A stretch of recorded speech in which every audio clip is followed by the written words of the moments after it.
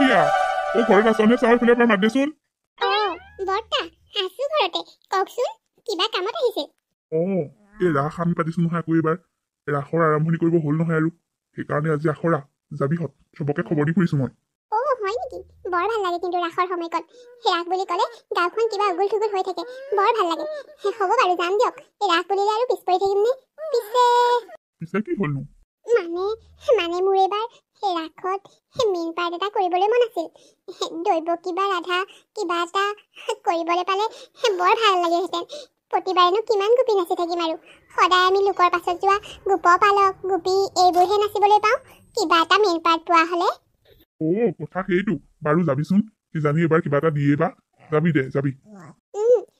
আপোনালোকেতো জানেই মই স্কুলত পতা অভিনয়বিলাকত সদায় ফাৰ্ষ্ট হওঁ আৰু অভিনয়ৰ প্ৰতি মোৰ বৰ আগ্ৰহ মই নিশ্চয় পাৰিম মোক মেইন পাৰ্ট এটা দিবলৈ ক'বচোন মোৰ বৰ আশা আছে মেইন পাৰ্ট কৰিবলৈ বাৰু আগত ৰাসৰ ৰিহাৰ্চেললৈ গৈ লচোন তাৰপিছত ঠিক ঠাক কৰা হ'ব বাৰু তাক দি দিয়া হয় তই আগত গৈ ল'বিচোন মই এতিয়া আহোঁ দে সোনকালে আহিবি 3 বজাৰ পৰা আৰম্ভ হ'ব বাৰু সময়মতে গৈ পাম প্ৰতিবাৰেই ৰাসলৈ যাওঁ কিবা এটা পাৰ্ট ল'ব পাম বুলি ভাবোঁ কিন্তু নাই সদায় গোপী নাচিবলৈ দিয়ে সৰুতে কৃষ্ণৰ পাছত গোপপালক আৰু এতিয়া ডাঙৰ হোৱাৰ পৰা গোপী নাচিবলৈ পাওঁ হে ভগৱান এইবাৰ কিবা এটা ভাল পাৰ্ট পালেই হ'ল আৰু পাই আহিবি বাহিৰত কেইটামানে আহি খেলি আছেই বাৰু আৰু ল'ৰা ছোৱালী আহিবলৈ বাকী আছেই কি হ'ল ল'ৰা ছোৱালীবোৰ স্কুলৰ পৰা অহা নে কেনেজন ইমান দেৰি কৰিছে দেখোন আজি আৰম্ভণিৰ দিনাখন ইফালে ককাইদেউ আপুনি সময়মতে মতা নাছিলে নেকি সকলোকে মইতো চবকে 3 বজাত বুলিয়ে কৈ থৈ আহিছোঁ ল'ৰা ছোৱালীবোৰ স্কুলৰ পৰা আহি ভাত পানী খাই খালে অকণমান সময় লাগিবই দিয়াচোন অকণমান সময় ৰৈ দিওঁ গোটেইখিনি নহ'লে আকৌ নহ'ব নহয় অকণমান সময় ৰৈ দিয়াই ভাল হ'ব সকলো আহিলেহে ভাল লাগিব পিছে ৰাজীৱ এটা কথা নহয় ইহঁতখিনি আহিলেই আৰু গোপপালকৰ কাৰণে ল'ৰা ছোৱালীবিলাক আহিবলৈ বাকী আছে মই ৰিহাৰ্চেল আৰম্ভ কৰোঁতে কথা এটা ভাবিছোঁ এইবাৰ আমাৰ হিয়াক দৈৱকী বা ৰাধা পাৰ্টটো দিলে কেনে হয় তাই বৰ ধুনীয়া অভিনয় কৰে নহয় স্কুলত তাই প্ৰতিবাৰ ফাৰ্ষ্ট হয়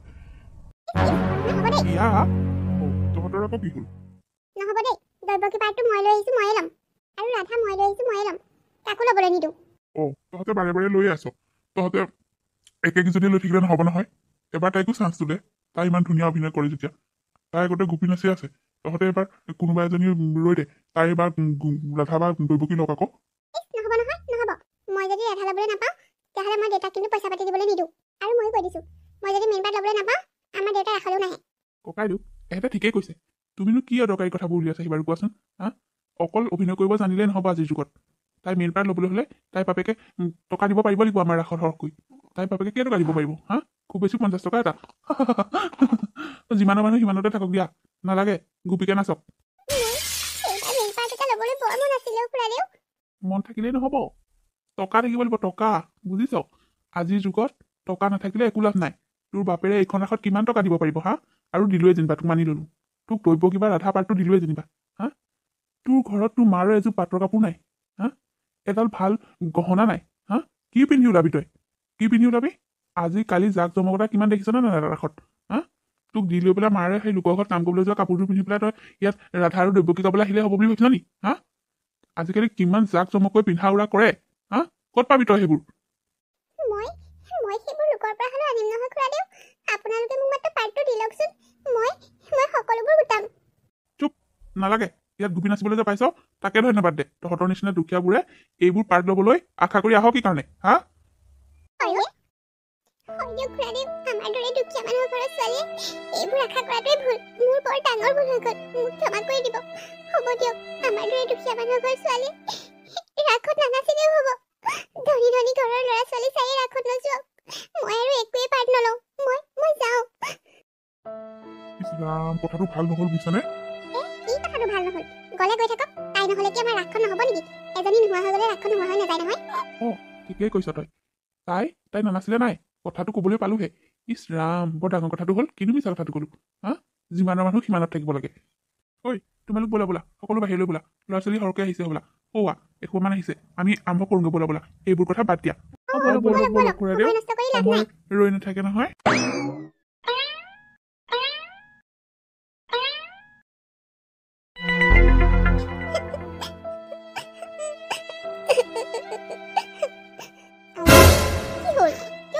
তই কি হ'ল ৰাস নিশিকালা নি মই ৰাস নিশিকো মা মই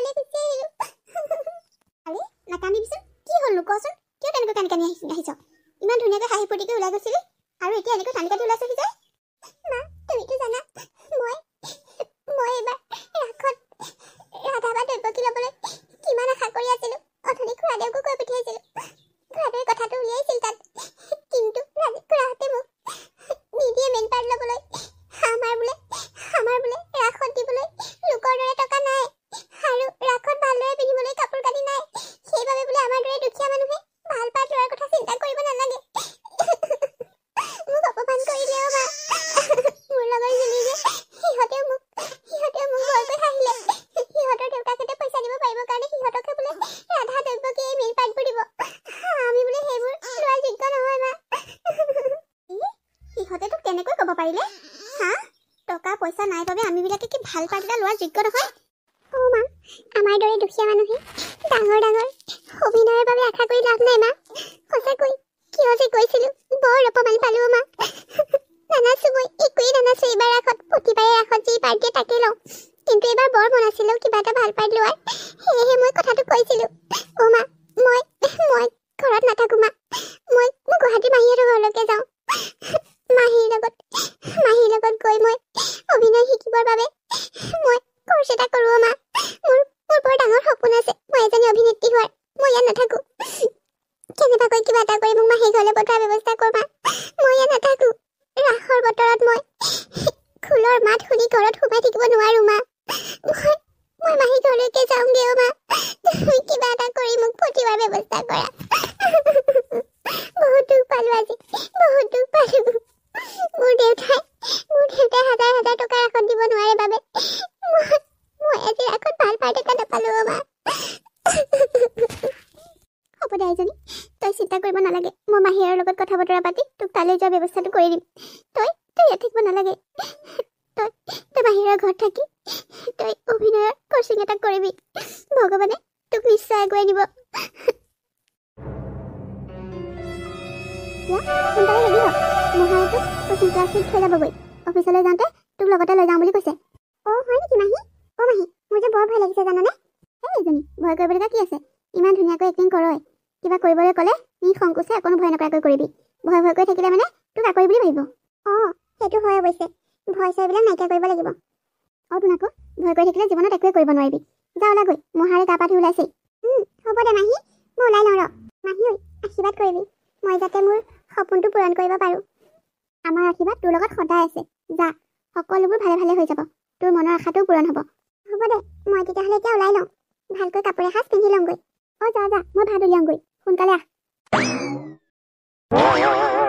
সেয়া দুখীয়া ঘৰৰ ছোৱালীৰ কাৰণে ভাল কাপোৰ এযোৰ পিন্ধিব নোৱাৰিব বুলি দেউতাকে ৰাসত বহুত টকা দিব নোৱাৰিব কাৰণে সিহঁত দুখীয়া বাবে তাইক এটা ভাল পাৰ্ট নিদিলে যাৰ বাবে সেয়াই মনটোত বৰ কষ্ট পালে আৰু তাই তেতিয়াই সিদ্ধান্ত ল'লে যে তাই এজনী ভাল অভিনেত্ৰী হ'ব আৰু মানুহক দেখুৱাব যে সিহঁত দুখীয়া হৈও কি কৰিব পাৰে সেয়ে তাই মাহীয়েকৰ ঘৰলৈ গৈ গুৱাহাটীত অভিনয়ৰ কোচিং কৰিবলৈ আৰম্ভ কৰিলে এনেদৰে এদিন দুদিনকৈ মাহ পাৰ হৈ বছৰ বাগৰিল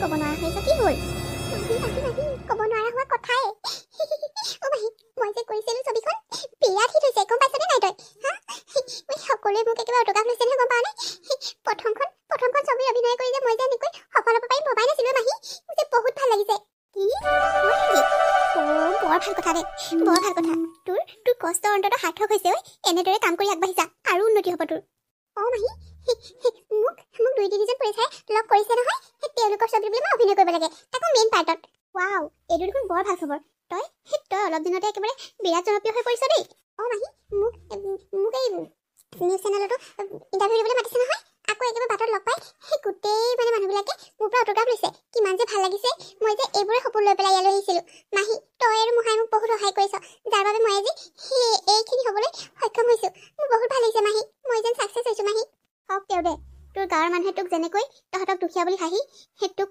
ৰাসত এটা অভিনয় কৰিবলৈ নিদিলে কিন্তু আজি তই কৰি দেখুৱালি তই সঁচাকৈ সফল হ'লি অঁ মাহী মই সফল হ'লোঁ মাহী মোৰ বহুত বেছি ভাল লাগিছে তোৰ সফলতা দেখি আমাৰো বহুত বেছি ভাল লাগিছে আহ ভিতৰলৈকে আহ ভাত কেইটামান খাই লৈহি দিয়া মাহী মোৰ বহুত বেছি ভোক লাগি আহিছে এনেদৰে লাহে হিয়াই সকলোৰে মাজত জনপ্ৰিয়তা বাঢ়িবলৈ ধৰিলে আৰু তাই ইখনৰ পিছত সিখন ছবি পাবলৈ ধৰিলে এতিয়া হিয়াক সকলোৱে চিনি পায় এগৰাকী জনপ্ৰিয় অভিনেত্ৰী হিচাপে।